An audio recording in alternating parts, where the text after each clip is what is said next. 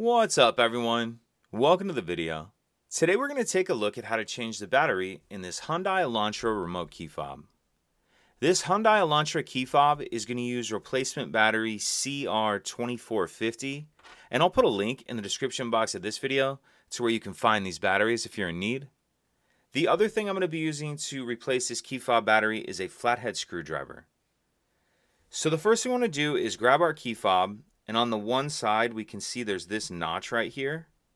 So what I'm going to do is put my screwdriver in the notch like that, make sure it's all the way pushed in, then just twist your screwdriver. You can see it starts to open the case.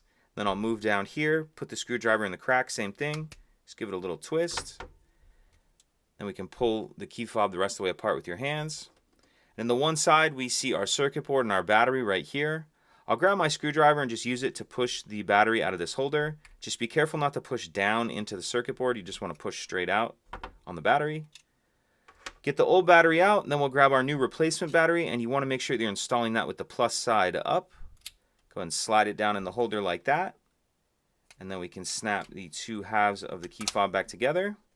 And that's it. If you could take a second to like and subscribe, it helps us out, and I'd appreciate it. Thank you.